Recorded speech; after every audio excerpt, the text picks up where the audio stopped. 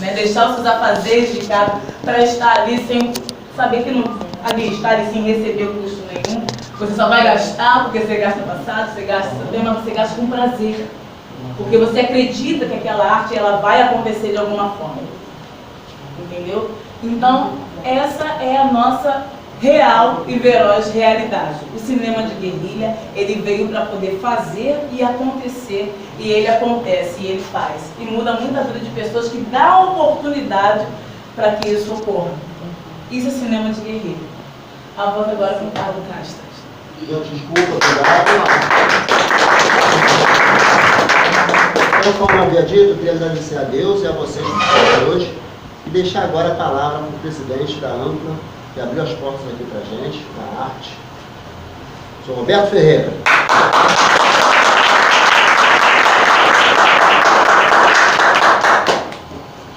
Bom, os agradecimentos já foram feitos. Eu não poderia de forma nenhuma deixar de agradecer aqui a presença de todos logo no primeiro momento, que realmente é muito difícil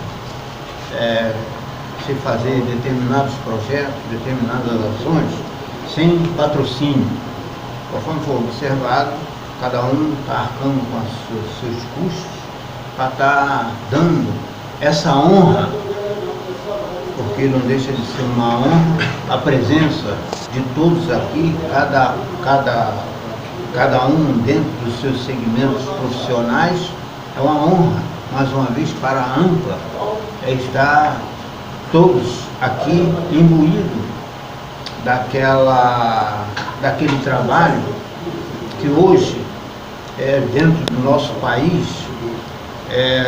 a cultura é totalmente esquecida. É dentro do nosso país, dentro do nosso estado, dentro do nosso município, onde eu já tive a oportunidade de estar com o Carlos, dentro do executivo, para se tentar ver o que nós poderíamos fazer pela cultura aqui em Mesquita e principalmente aqui na AMPLA. Então, os senhores estão bem imbuídos desse compromisso, dessa forma carinhosa de ter vindo aqui na AMPLA. A gente não vai se estender muito, porque é uma coisa bastante gratificante. Tenho certeza absoluta que a AMPLA, conforme foi dito, entendendo Salvador, a AMPLA e todos nós aqui estamos dando um salto. Nós distribuímos aqui sem brinquedos, roupas, sapatos para as crianças. Distribuímos aqui 100 cestas da ação da cidadania, nós temos cadastrado lá, distribuímos. E, sem vaidades pessoais, temos uma notícia que foi a única associação que fez esse trabalho e continua fazendo esse trabalho todo mundo. Tão assim, que é uma emoção para todos nós que estamos imbuídos dentro desse trabalho. Então, meus irmãos, mais uma vez, gostaria aqui de agradecer de coração esse sacrifício, essa forma respeitosa, carinhosa de todos estarem aqui para dar, vamos dizer assim, um pontapé de grande alcance aqui em Mesquita. E quem dará esse pontapé dentro do aspecto teatral será a AMPLA, com o direcionamento do professor Carlos Castro. Então, mais uma vez eu agradeço, tudo de bom para todos, e dentro da medida do possível, vamos avançar, porque se nós não fizermos, ninguém vai fazer. E uma coisa que eu observo muito, as crianças ficam até meio aborrecidas até comigo, meus netos, então, meus filhos, graças a Deus, já estão caminhados, mas meus netos ficam aborrecidos comigo, e eu falo com meus filhos, que eles têm que seguir o estudo. Então, os jovens estão aqui, e todos, de um modo geral, podendo sempre galgar uma posição pelo aspecto do estudo, não vamos perder a oportunidade. Então, eu agradeço, muito agradecido, tudo de bom para todos aqui e sucesso na vida dos senhores. A palavra agora foi feita do presidente da associação, o professor Roberto. Eu queria dar só um mini intervalo rapidinho, uma canção. Minha sobrinha vai cantar agora rapidamente. Faça bem, pode ficar à vontade. Vamos lá aí. Boa tarde, gente. Vou cantar Elis Regina como nossos pais. Gostaria que quem souber me ajude. Canta junto comigo e vamos bradar, porque isso é vitória. Entendeu? Vamos lá. Não quero lhe falar, meu grande amor, das coisas que aprendi nos discos. Quero lhe contar como eu vivi e tudo que aconteceu comigo.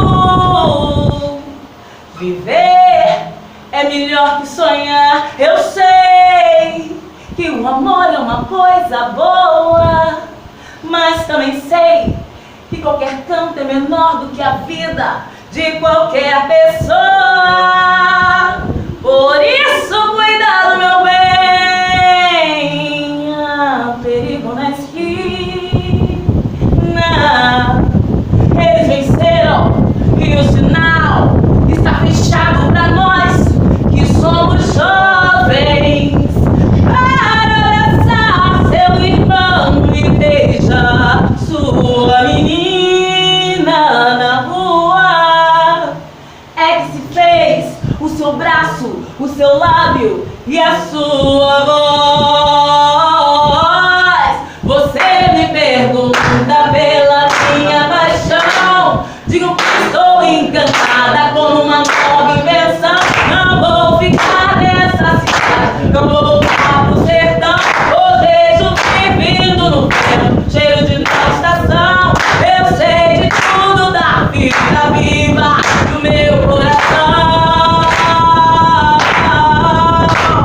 Já faz tempo eu vi você na rua, cabelo vento, gente jovem reunida.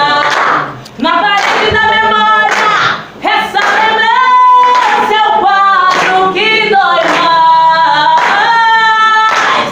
Minha dor é perceber que apesar de termos feito tudo que fizemos, nós ainda somos os mesmos que vivemos. Nós ainda somos os mesmos que vivemos como os nossos pais.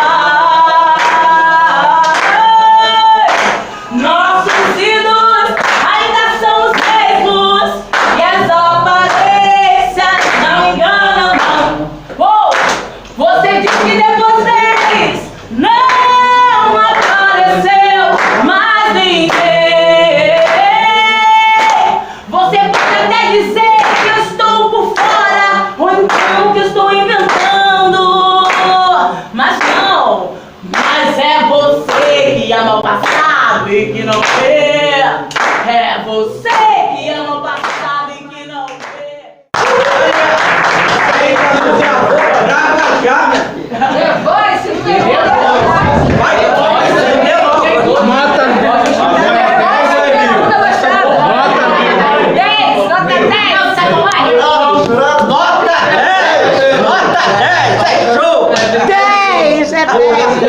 Obrigada, galera. Beijo no coração de todos. Muita paz e amor. Deus abençoe.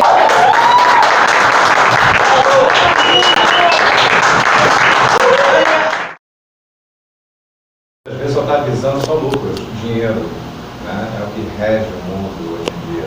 E não pensa nas consequências, não pensa na tragédia, o que possa vir a acontecer. Igual você está colocando aí, essa tragédia recente agora que aconteceu, foi falta de projeto. Falta de projeto. De pensar que uma barricada daquela, com o tempo, não ia diminuir e matar tantas pessoas como matou, e aconteceu o que está acontecendo. E Nesse meio tempo, de esquerda, direita, cada vez mais que pensa, surgiu um meio que ninguém pensa em nada. Aí quando acontece uma tragédia, como você mesmo citou, algumas das tragédias vão acontecer. Que os vereadores simplesmente tentam trabalhar, mas que são coisas que a gente vive na nossa Baixada. Eu sou da Baixada Fluminense, na minha vida toda morei aqui. Então, o que eu presencio é isso, cada vez mais a devastação da natureza em todos os sentidos, mas a gente percebe que, tudo bem, são as grandes empresas que não tem como a gente concorrer, lógico, evidente, vai ser a gente vai jogar palavras no deserto, mas enfim, mas que nós também estamos vivenciando esse tipo de situação. Individualismo, eu vou primeiro ver aqui o meu umbigo e dane-se o resto. Porque quando eu boto os pés para fora da minha casa, eu tenho que ter a concepção na minha cabeça de que eu continuo na minha casa. O planeta é meu, né? Quando eu piso ali fora, não é que eu sair daqui, eu tenho que limpar os pés ali. Não, eu tenho que realmente cuidar desse ambiente que é meu. Mas como é que eu vou lutar, né, com essas grandes empreiteiras aí que vale, né,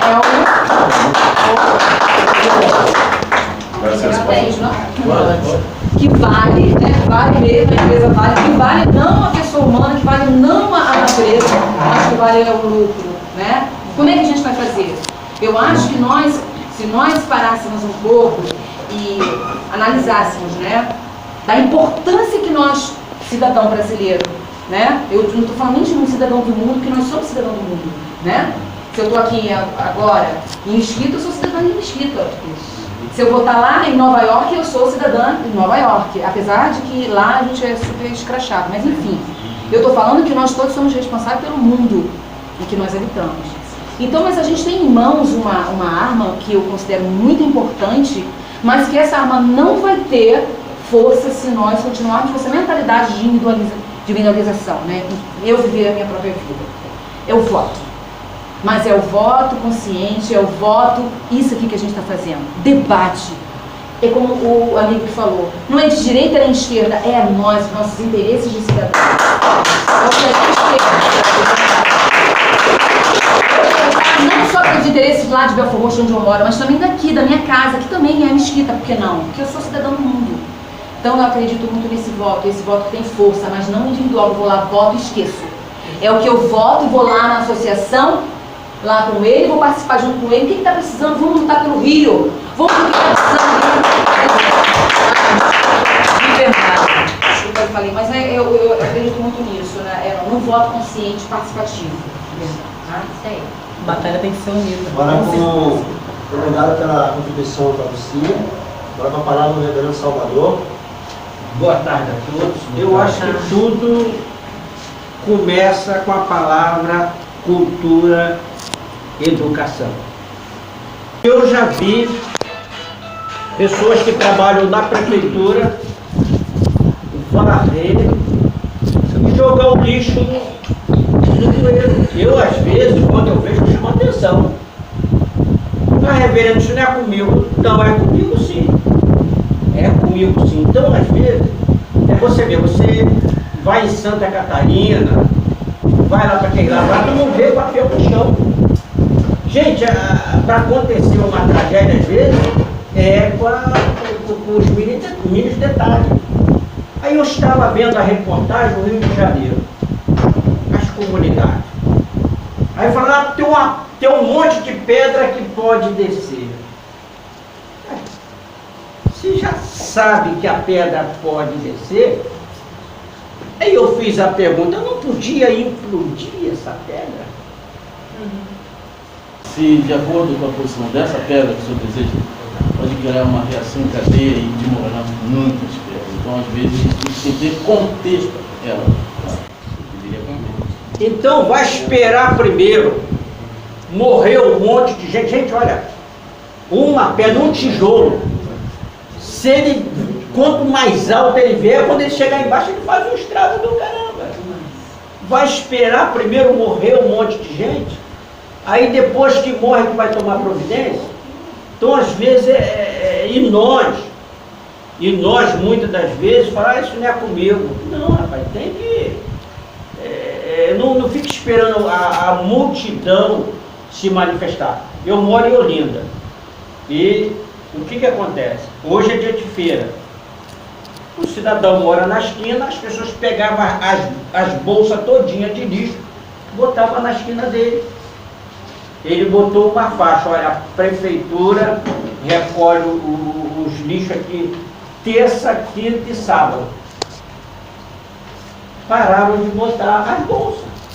Então eu acho que é questão de cultura. Entendeu? E as pessoas também.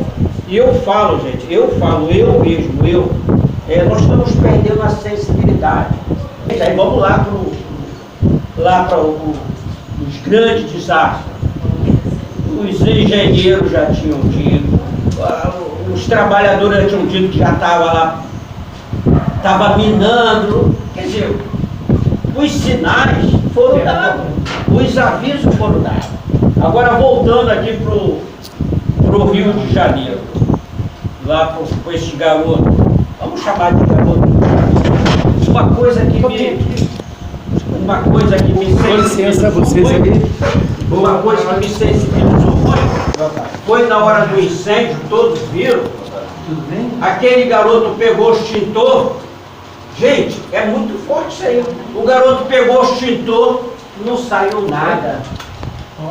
Aí eu fico pensando assim, gente, o bombeiro não tem que fazer eu acho que é de ano em ano, de 2 anos.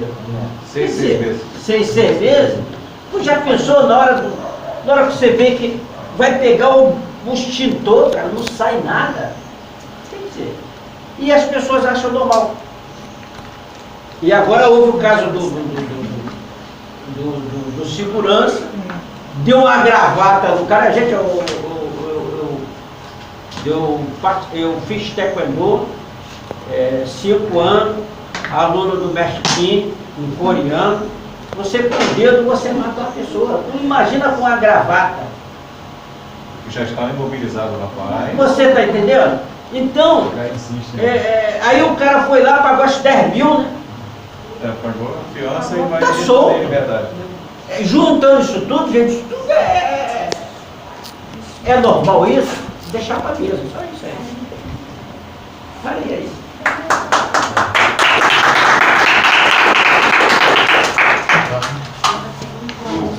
Obrigado pela colocação aí. Alguém quer falar alguma coisa em relação à opinião? Eu aproveitei, gente, fiz Também para você discordar um pouco como o colega que reagiu à questão do ódio das pessoas. Nem sempre tem um público seleto de poder desabafar até. Não, professor. O que falta muito para o nosso povo é essa coisa da educação. Né? Aí, junto a isso vem a necessidade, tudo o colega ali falou, realmente, se eu faço num barraco de papelão, de madeira, todo sem nenhuma estrutura, né? Aquela história dos 3 porquinhos, lá no alto do morro, com o maior pedrão lá atrás, eu tenho que estar sempre pedindo a Deus, tomara que não chova, tomara que não haja nada, mas ele tem que estar sempre imaginando que aquilo pode acontecer de mal, mas ele faz. Pior é que faz, não é? Aí vem aquele para fazer as piadas daquele negócio que não é momento, que a pessoa diz, eu não tenho nada. Aí na hora, eu perdi tudo.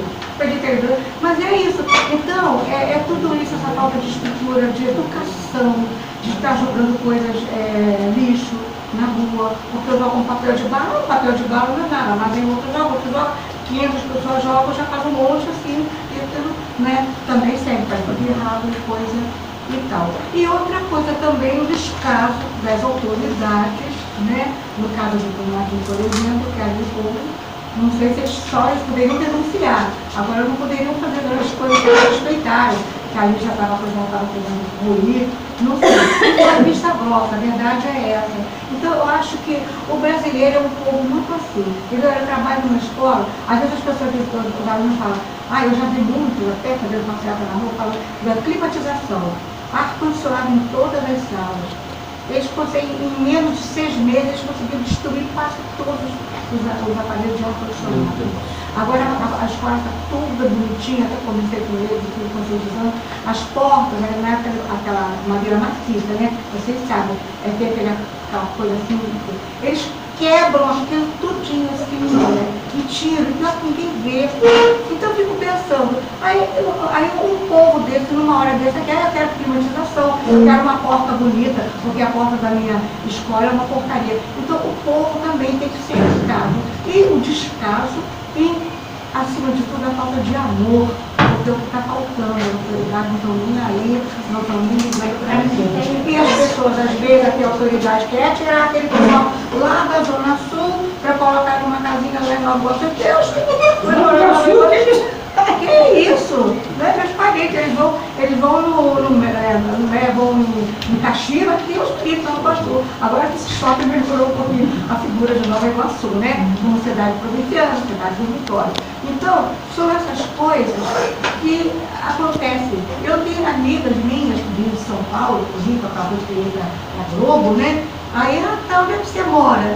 Um dia eu fui levar uma merenda para uma delas que tinha machucado o pé, na companhia que eu trabalhava, companhia de Numelo.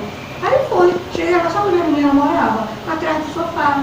E a dona da casa danada, tá lá. Eu quero puxar o sofá para encostar, porque ela mora, mas só de noite que ela tem um lugarzinho. Então mora atrás do sofá. Não quer morar numa casinha. Eu passava, não tinha vontade de ir lá no Sul. Então, por Deus do livro. E realmente é distante. Então é um problema que é difícil pensar, não é?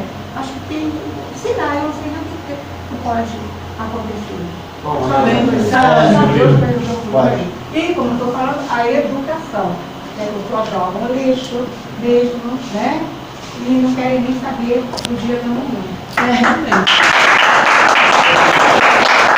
Primeiramente, pessoal, uma boa noite, né? Uma boa noite para todos. Quem não me conhece, meu nome é Leandro Piaçá, tá? Mas conhecido artisticamente, né? Como Leandro Piazza, né? Graças a Deus aí, estou vendo amigos aqui, né? Amigos de militantes da cultura, né? Muitos aqui, pelo que eu estou vendo aqui, atuamos juntos em alguns filmes aí do Carlos Castro. Bem, ao tocante do que o meu amigo ali disse, a questão daquela pedra, né? Aquela rocha. Bem, o meu ponto de vista é o seguinte: nós, cidadãos brasileiros, nós, no contexto geral, estamos cansados do discurso que acontece de 4 em 4 anos, discursos esses que chegam prometendo para o cidadão dignidade, mais saúde, mais escola, mais educação, mais cultura, mais geração de emprego, e por aí vai. Chegam como se fossem os salvadores da pátria. Eu vou resolver isso, vou resolver aquilo, deixa comigo que eu vou fazer. Então, falando sobre essa figura emblemática, essas figuras emblemáticas, a qual eu acredito que todos nós aqui criamos a picardia dos seus discursos, das suas falácias, dos seus falatórios, chamados políticos brasileiros, os políticos do nosso território. Quando meu amigo aí disse em questão daquela rocha, eu coloco muita culpa nos nossos governantes, como aqui não tem defesa de direita e esquerda, eu acho que seria uma grande balela ficar aqui defendendo bandeiras. Eu sou de direita, eu sou de esquerda. Sendo que o problema do Brasil está muito mais a fundo disso. E se falando sobre ideologia de direita e esquerda, é uma estratégia do próprio governo jogar um contra o outro. Porque quando eles promovem a questão de você é de esquerda, você é de direita, eles jogam o povo um contra si para se devorarem e eles ficarem sendo os grandes protagonistas da história do sofrimento da sociedade brasileira. Então, você vê aquela pessoa que mora numa área de risco, aquela pessoa não deveria morar naquela área de risco. Por que ela não deveria morar naquela área de risco? Porque aquela pedra vai chover, aquela pedra vai soltar dali e vai acabar com a sua residência, vai tirar a sua vida, vai tirar a vida dos seus familiares, a vida dos seus vizinhos.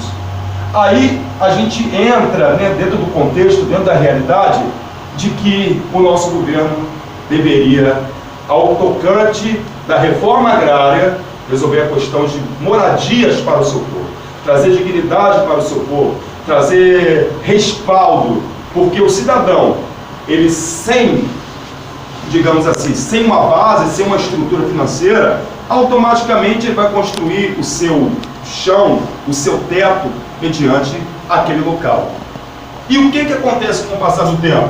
Aquele político, vocês me desculpem, ele está super indignado, super revoltado, né, com essa política, aquele político corrupto, aquele político safado, aquele político sanguessuga, aquele político que não tem a mão nem a alma dele. O único interesse dos nossos políticos que nós temos no nosso Brasil, em sua grande maioria, é pelo seu voto. Porque o seu voto, quando você vota no político achando que você votou certo, votou errado, a gente ainda não aprendemos esse modelo dentro da democracia, o que é votar certo ou errado, a gente acaba votando em quem realmente não é digno do nosso voto. E o nosso voto vira, sabe o quê? Cabresto. Nós somos guiados por essa massa política corrupta, que não traz dignidade para o seu povo, não traz melhoria para a sua nação. Então, a culpa é do pobre? A culpa é do rico? A culpa é do mais favorecido, do menos favorecido? Não! A culpa é dos nossos políticos. Podemos mudar? Podemos. Como que nós vamos mudar? Através da união da sociedade civil organizada, que somos nós, dentro de um movimento acontecendo dentro dos nossos bairros. Criar-se uma estrutura de base, porque os políticos que estão aí, eles jamais nos representaram e jamais nos representarão. Aí você vê o que acontece. Brumadinho, presidente da Vale do Rio Doce, teve a ousadia, a perspicácia de dizer que a Vale não teve culpa. Peraí, pelo amor de Deus. Está visível na cara que foi falta de manutenção, foi falta de fazer assentamento, foi falta de fazer as coisas da forma como deveria ser feita. E aí a culpa é de quem? São dos mais de 300 pessoas que morreram, porque as pessoas que perderam as suas vidas, perderam algo principal, o maior patrimônio histórico, que é a vida. E aquela vida não vai poder ser restaurada. A única coisa que ficou foi ruínas. A única coisa que ficou como forma de desculpa foi a indenização que seus familiares não ganharam. E o presidente da Vale do Rio Doce, ele diz abertamente que a Vale não teve culpa de nada. Quer dizer, a culpa é daquele que morreu, a culpa é daquele que ficou a culpa, então a culpa são deles. Então, pessoal, eu digo uma coisa para vocês nesta tarde, desculpa por tomar muito tempo, eu sou curto, reto e grosso, eu tive que fazer esse roteiro todo para dizer, temos que partir para as estruturas de base, a sociedade civil organizada, é a união do povo, é a união do pobre, a união do rico, a união do negro, a união da mulher, a união do branco, independente, parar de ficar protocolando títulos. Eu tenho que lutar pelo meu movimento. Nós temos que brigar pelo movimento da nação brasileira, que é a dignidade, que é melhorias, que é uma vida digna. Esse é o maior movimento, porque o governo, ele ele dividiu, jogou o homem contra a mulher, o pobre contra o rico, o negro contra o branco e o indígena. Ele separou, ele criou nomenclaturas, ele separou, dividiu, para quê? Para que a verdadeira estrutura que vem de baixo que é o povo, porque é o povo que produz, é a classe que eles, pelos livros de histórias que são contados, né, é a classe proletariada, claro que é, mas é essa classe proletariada que deveria deixar de ser usada como cabresto. Mas quando a gente se unir... Ele vai ajudar, ele vai liberar uma arma para o cara se suicidar. Eu não vejo também por esse lado. O cara se matar. Eu não vou atacar ninguém quiser as coisas. Não, eu já encerrei por aqui, você me desculpa. Uma palavra, mais uma vez agradeço a Deus e a todos. Palavra de Max Gano, que foi nosso câmera, contribuiu grande amigo, hoje Para esse aí eu fiz uma fez uma. Foi, ajudou na medida do possível, né? Queria que você, o bate-papo aqui é sobre a questão ambiental, né? O que a gente deve fazer para melhorar um pouco as nossas vidas, essa questão ambiental, social e tudo mais. Se você puder contribuir com suas palavras. Tentar falar em curto tempo, e esse assunto tem tantas vertentes, ele é tão longo, ele é tão cheio de histórias, né? As histórias contemporâneas, as histórias atuais. É difícil a gente, de repente, colocar na mesa um assunto que possa, por exemplo, dar um único caminho de resolução, de melhora ao que nós chamamos de progresso para o meio ambiente. Eu militei muito dentro dessa área e não vi respostas até dos meus companheiros, dos meus amigos, que na verdade ao longo dos seus caminhos se vendiam para um vereador, para um político qualquer, para um empresário que também tinha uma ligação indireta ou direta com o político, que chama-se de tráfico de influência, e você acaba meio sozinho, você se pergunta, e aí? Aí você começa a lembrar, a estudar, você começa a ir lá nos seus avós, nos seus pais, você começa a olhar o que é passado, e vamos lembrar vamos um pouquinho a Nova Iguaçu há 182 anos atrás, né? Quando eu fiquei quase 200 anos de existência, como o Brasil tem 209, 210 anos, Brasil colônia para cá, Brasil república, enfim. O Brasil só tem esse tempo. O que eu, hoje, a minha retórica é diferente de 10 anos atrás. Hoje, o que eu percebo, hoje eu tenho aqui 15 pessoas por aí, 20 no máximo. Eu não tenho povo de Mesquita, Nova Iguaçu, Baixada Fluminense, Rio de Janeiro, Brasil, com o mundo me ouvindo. E eu não sei se eu seria ouvido, mas o que eu hoje percebo da minha pessoa, e para todos que convivem à minha volta, que lidar com o meio ambiente é muito mais do que pensar no defesa das árvores, dos pássaros, dos animais como um todo, o ar, a água, enfim, todos os nossos elementos, recursos naturais. Mas é muito mais do que isso, já que eu sou um ser de terceira dimensão, o que nós deveríamos aprender, isso deveria ser, estar na grade escolar, é que fazemos parte de um conjunto, né? Fazemos parte de uma biodiversidade dentro de um micro, que é o planeta, dentro de um macro, que é o universo. Tudo que esse universo tem, nós temos dentro do nosso organismo físico, biológico. Eu acredito que o ganho, o acontecimento para o futuro vai estar na evolução da nossa biologia. Mas se nós somos aqui 225 milhões de pessoas no Brasil, a de se pensar que só daqui a 100, 200 anos, teremos uma camada, uma sociedade muito pequena ainda nessa batida evolutiva. Os demais, infelizmente, serão consumidores de um dia a dia até que a morte os leve.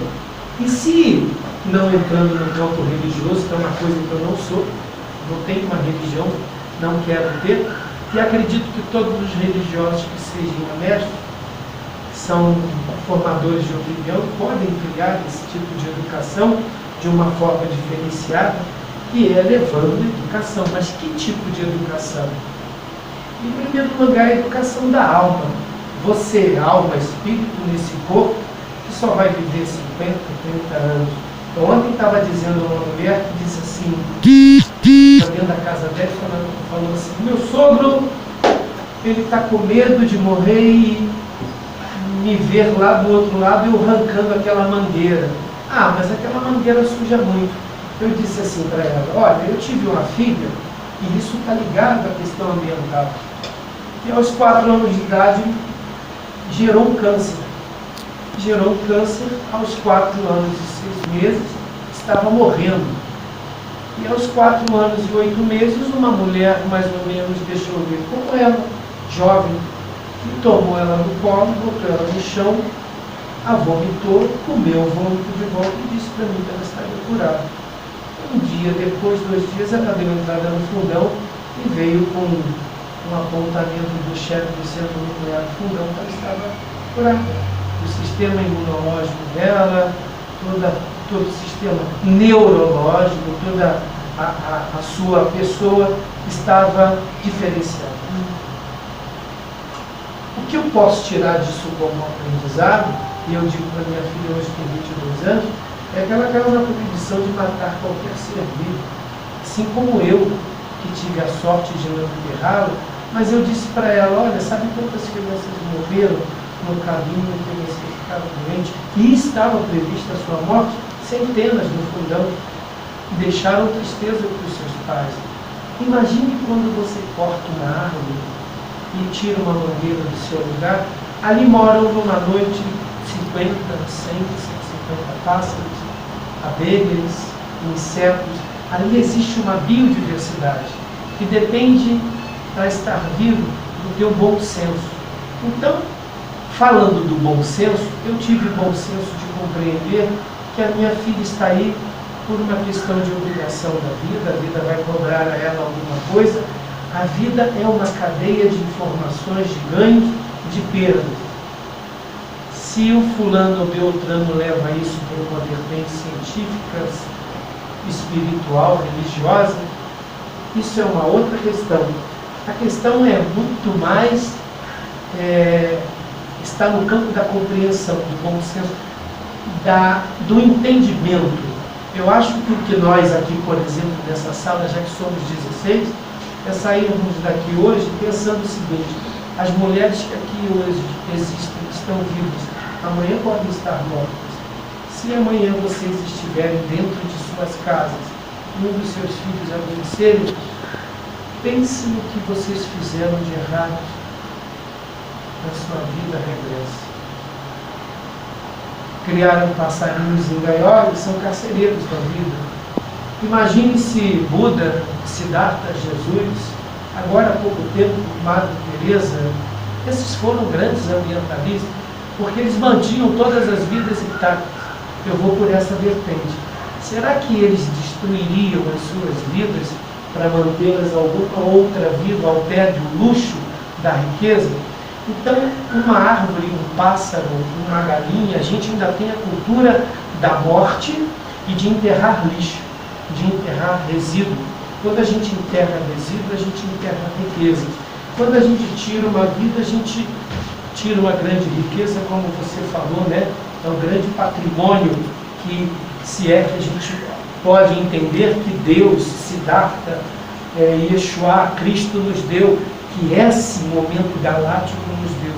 Então, pensando que nós somos seres de terceira dimensão, podemos chegar à quinta, sexta e vamos compreender no futuro uma biologia mais desenvolvida, e para isso teremos sensitividade, percepção de entender que todo esse espaço é um fio, é um ponto que está interligado diretamente a todas as vidas, né?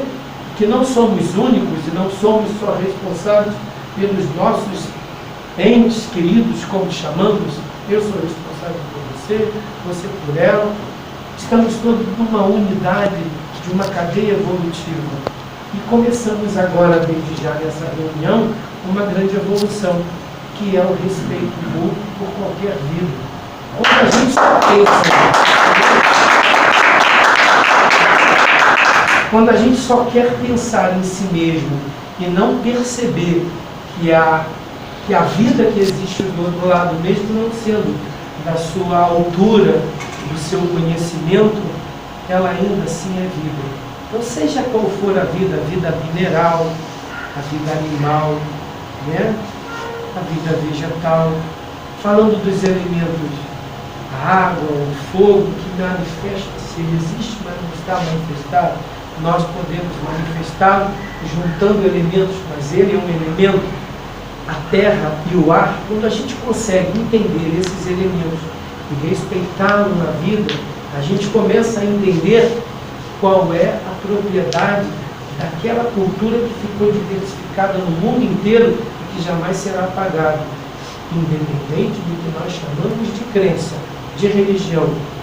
Eu falo de Jesus, um grande gestor, um grande homem, um grande biólogo, um grande filósofo, um grande orador da vida, Quem daí para frente desenvolveu uma ou outra vertente religiosa, isso é um outro problema, isso é um outro fato. 430 anos, 352 anos antes de Cristo, já estava lá Confúcio falando das folhas, das árvores. Se conseguirmos entender a propriedade de uma folha, propriedade de um caule, propriedade de uma vida vegetativa, de uma vida mineral, animal, entender que ela precisa começar, desenvolver seu ciclo e por ela ter o seu fim, nessa evolução ela se transmutar e voltar a reinar nesse mesmo espaço ou em outro, poderemos compreender qual é o nosso real ciclo de vida. Isso é respeito ao meio ambiente. Eu não vejo respeito somente ao meio ambiente, olhar para aquela serra, e é o que eu mais tento preservar, Serra do Vulcão, quando eu posso falar, ir lá botar o meu peito e brigar com os gestores ambientais de todo esse Brasil, não tem como. Brigar com os gestores políticos, questão também não tem. Mas eu posso conversar com vocês aqui, e quem sabe daqui a 5, 10, 15, 20, 30 anos, não sejamos nós a desenvolver um gestor melhor no futuro, mas aqueles que virão. Há quem diga que crianças muito mais evoluídas estão chegando aqui agora, nesse planeta, para fazer uma mudança. Acredita-se ou não, mas eu acredito que eu estou vendo crianças aí muito mais velozes, muito mais bondosas, muito mais desprovidas de coragem do que nós, há 40, 50 anos atrás, que nós recatávamos e colocávamos a nossa verdade, as nossas indiferenças, que tínhamos medo de debater perante os pais, aos avós, aos professores. Hoje você vê crianças aí altamente amorosas, desenvolvidas na sua retórica, nas suas palavras, com os pais, com os professores, com a vida. Eu tenho um sobrinho que cai de você matar uma formiga perto dele.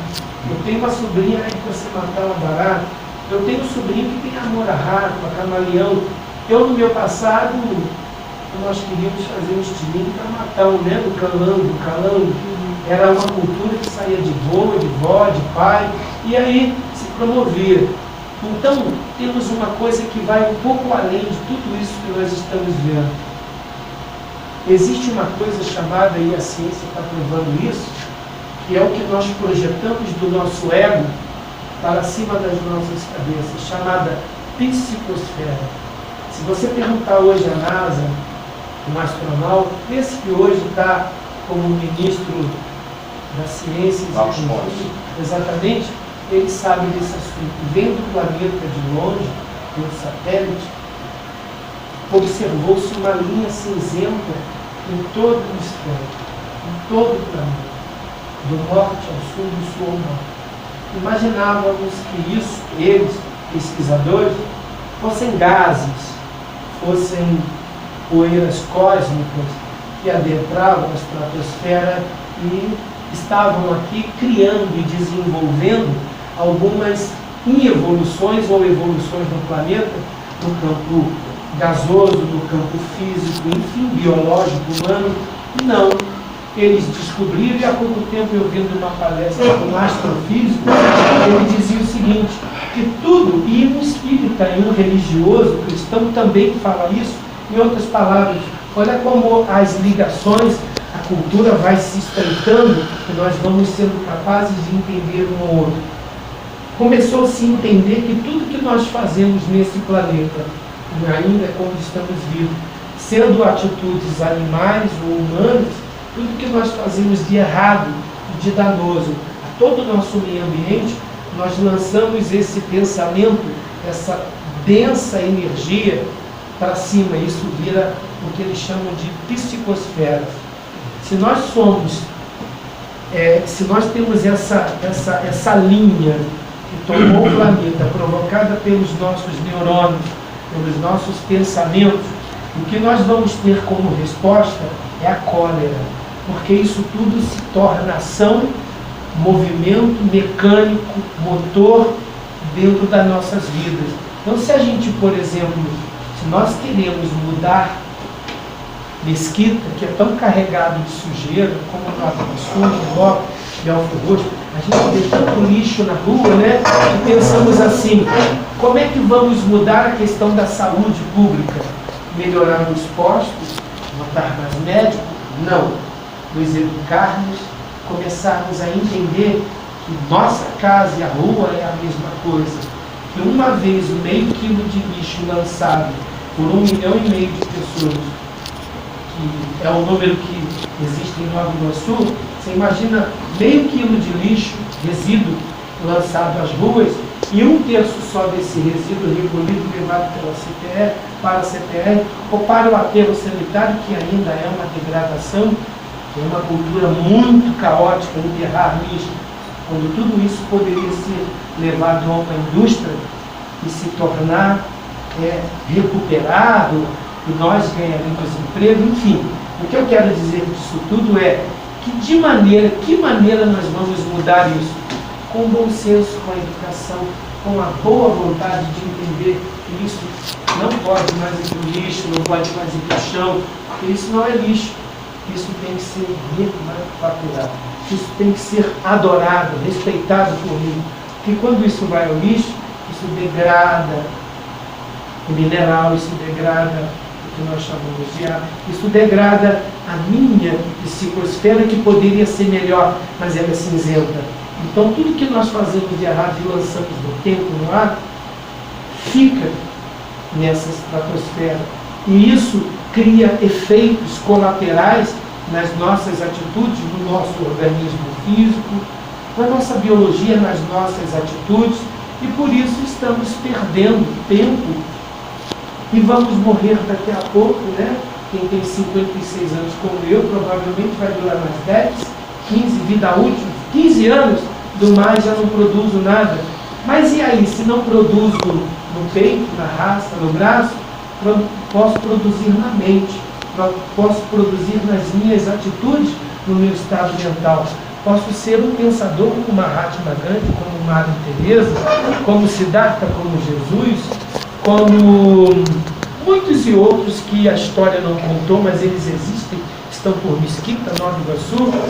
Podemos desenvolver uma retórica melhor e uma educação melhor para que daqui a 5, 10, 15, 20 anos tenhamos um homem de fato na gestão de Mesquita e pense assim: eu vou fazer do lixo trabalho, eu vou recolher das ruas, eu vou trazer a sociedade, eu vou governar junto. Mas essa sociedade é que precisa criar esse gestor para que ele esteja lá, para que a Câmara de Vereadores não sejam tão corruptas como é essa de Mesquita, a delegacia há pouco tempo, delegados foram presos.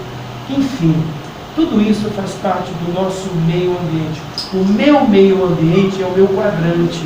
Se eu cuido bem do meu quadrante e de tudo que sai pela minha boca e de tudo que eu recebo, eu estou sendo muito útil ao planeta.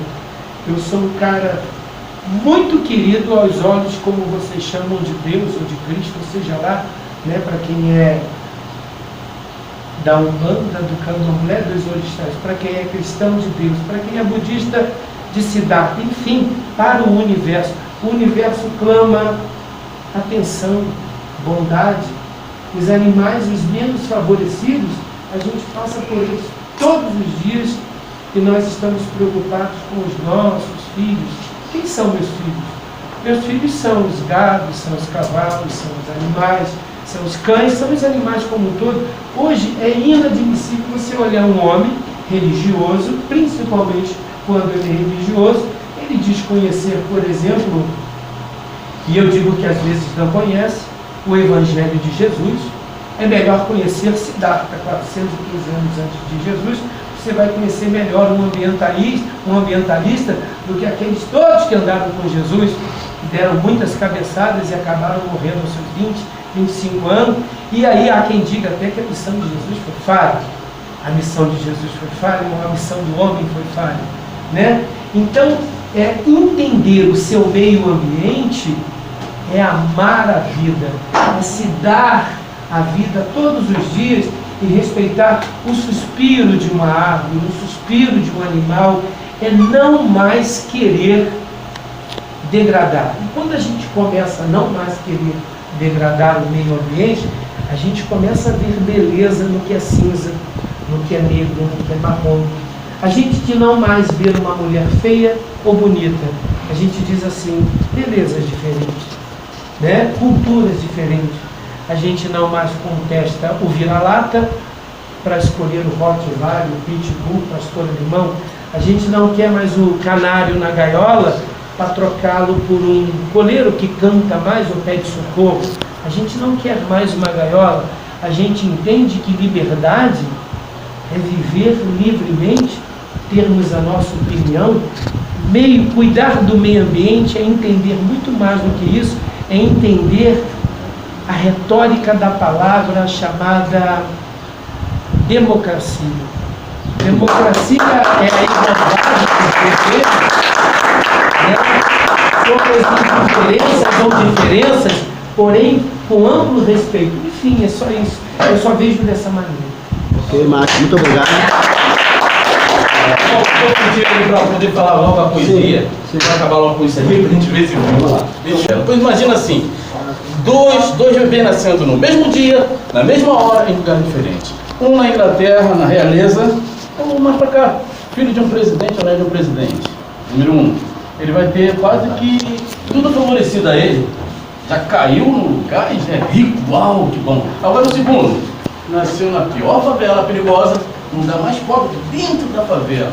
Ele está quase que, talvez, fadado ao sofrimento. E é assim, raramente nasce uma estrela ali, acontece. André Marques, nosso mocotó, estava jogando capoeira na Vila do João. Chegou a Rede Globo, pegou o garoto, malhação, ele hoje é o cara, mas estava na favela. Então, casos raríssimos. Raríssimos. Né? Então, vamos ali. O que eu vou falar agora é um desafio que eu puxo todos os presentes, com todo respeito e carinho, é só uma brincadeira de interação, mas veja que o que eu vou falar, eu estou como um espelho refletindo a sua imagem. Veja se eu estou falando com você. A poesia se chama O Fim Está Chegando. Que ela é assim. Ela foi construída dia 17 do mês 5 a maio de 16, foi quando fiz essa poesia. Então a poesia é assim, gente, ó. Vamos lá. Olá, minha gente. Olá. É de coração contente que eu peço a sua atenção. Eu sou de Deus, o mensageiro, viajando, alertando o mundo inteiro que o fim está chegando. É, meu amigo, é minha amiga, é meu irmão. Eu fui mandado dessa cidade, eu vim lhes trazer a verdade. Essa é a minha missão. Olha, eu falo a todos, mas especialmente a você, cadê você que aterroriza, que faz do mal sua vida, que é racista, opressor. Luta agora, nesse instante, talvez seja a sua última chance de servir ao meu Senhor. Sim, eu estou falando com você. Você que acredita que nesse corpo que habita, você sempre tem razão? Pois prestem atenção no que eu digo. Vocês pasmarão comigo, pois não é bem assim não. Eu vou explicar. Não existe o preto, nem o branco. Não existe o branco, nem o preto. São só pigmentos na pele. Pois teu sangue é tão vermelho quanto aquele a quem persegue. E você pensa que é rico e o pobre pode ir no banco? Não se iluda, eu explico. Foi só uma questão de lugar. Olha, quando a gente nasce, não escolhe onde morar. Pode ser numa favela ou mansão frente com o mar. Na verdade, seu destino foi traçado por seu Deus, seu Criador, que fez você um ser tão nobre, fruto do seu verdadeiro amor. Por favor, muda de vida. Muda de vida. O quê? Ah, não quer mudar de vida? Que pena. Seu destino é um só. Não tem fé. Não acredita. Pois vai morrer. Vai virar pó. Use bem seu livre-arbítrio. Faz o bem sem pretensão. Amai-vos mais uns aos outros. Doe mais o coração.